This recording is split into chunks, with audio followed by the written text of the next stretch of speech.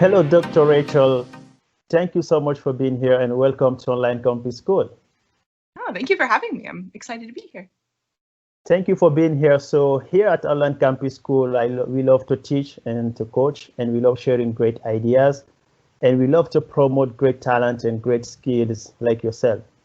And you have a PhD in linguistics from the University of Washington, and your research was focused on computational sociolinguistics and how our social identity affects the way we use language in computational context. And previously, you worked as a data scientist at Kaggle, and you are still a grandmaster on Kaggle, which is an amazing achievement. So also you have a personal website at rctatman.com. So please tell me more about your work. Yeah, so my job role is developer advocate, which means that there are two big parts of that. So one part is whatever product or platform I'm supporting, I help to educate developers so that they can use it better and do their job better. And then also internally, I am an expert user of that product, and I give feedback to the engineering teams. So when I was at Kaggle, I supported the notebook platform and also the data sets. Okay. Not competitions. I should say I'm not a competition grandmaster. I'm a notebook grandmaster. And now I'm at Raza, and I do the same thing. So I do education about Raza externally, and then internally give feedback on the product. Wow. So you are a senior developer advocate with Raza. And so what is Raza? Yeah, so Raza is a company, and we have a couple of products, and the one that I support is we have an open source machine learning framework for developing chatbots that it's a hybrid framework, so some of it is based on machine learning, some of it is rule-based where that makes sense, and then also a free but not open source product called Raza X that helps you, once your chatbot is deployed, go through, look at conversations, annotate that data, and then fold it back into your model, and then do CI/CD, continuous integration, continuous deployment of your machine learning models over time. So hopefully it just keeps improving and getting better. Wow, this sounds like very high machine learning technologies. I mean, you're talking about chatbots and a lot of models. So I truly like what you guys are doing, and this is very original work.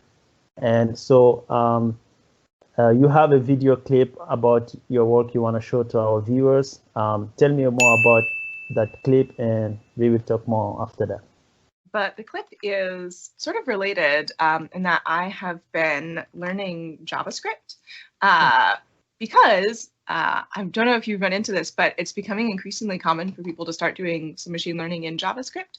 And I wanted to see what was up. So I've sent you a little clip of me sort of sitting down and figuring out why I wanted to learn the technology and specific learning goals, and then developing a plan from there. And I get a lot of questions about how to learn something new, especially if there isn't a course available. I know you make courses as well, so if there is a course available, that's always a good option. But this is sort of my process for learning something new.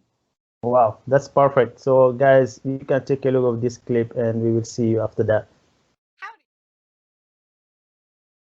Howdy, welcome to the stream. Today we are going to be working on preparation for a project that I've been working on, thinking about for a bit. So I actually want to be on the other side.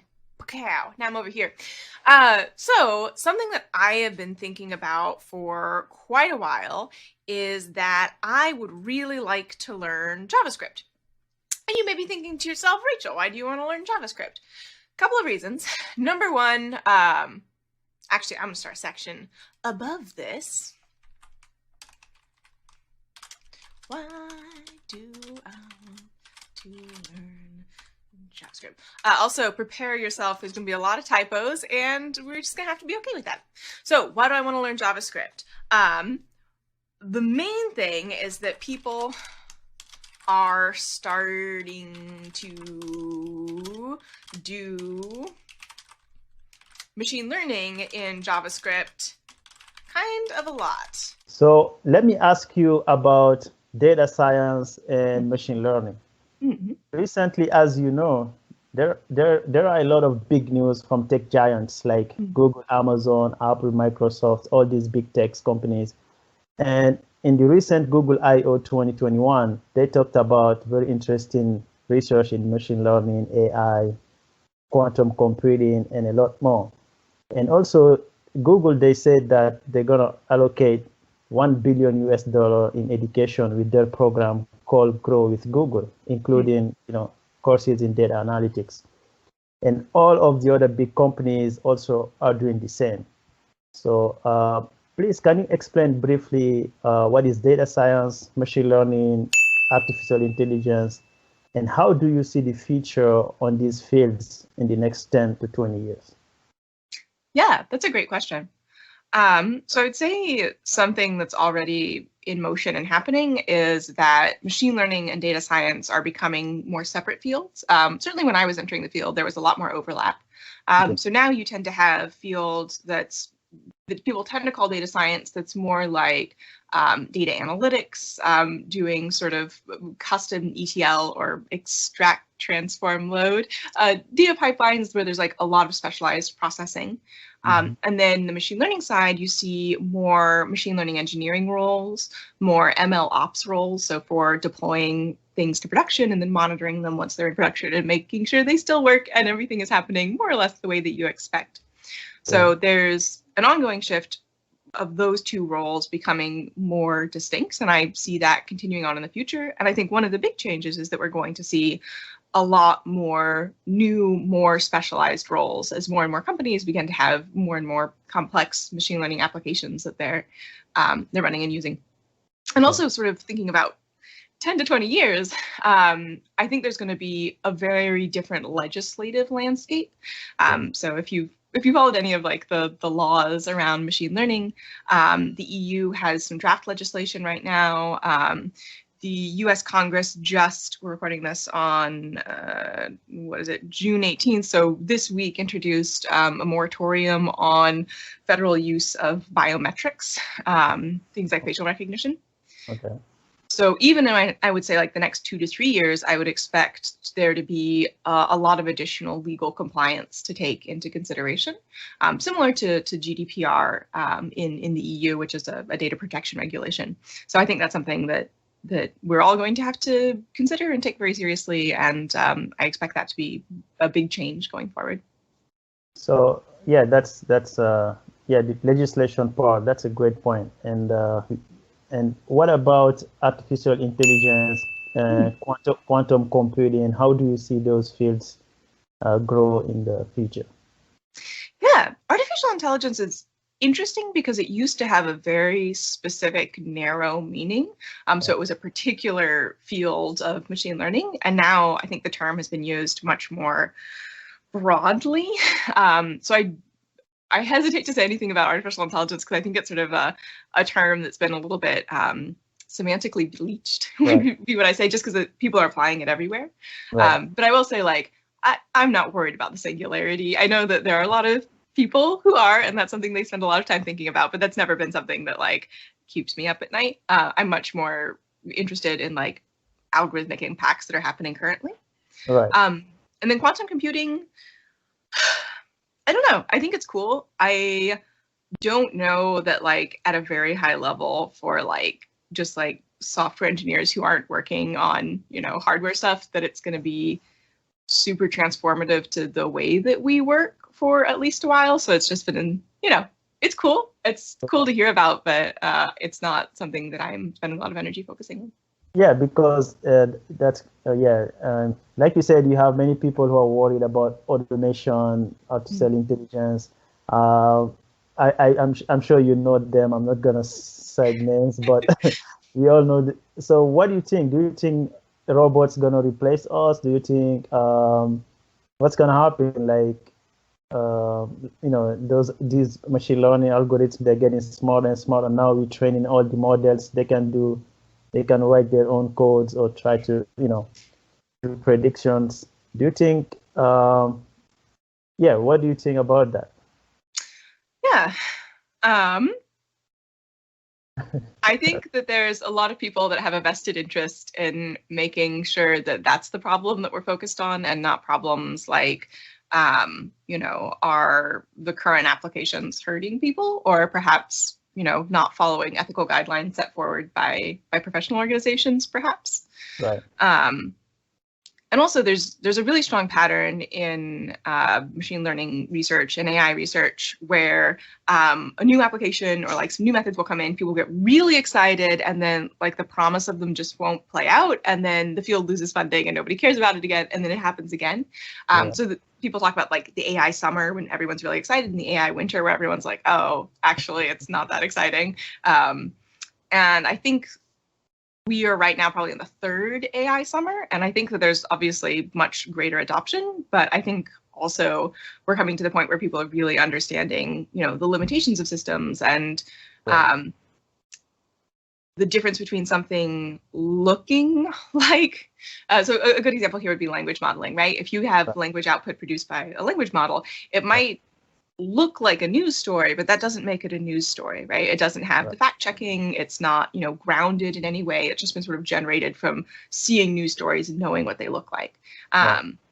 So I think it's good to temper your expectations and be very realistic about what you can do with the technologies that are available to you and the data you have available, because usually people do not have Google scale data.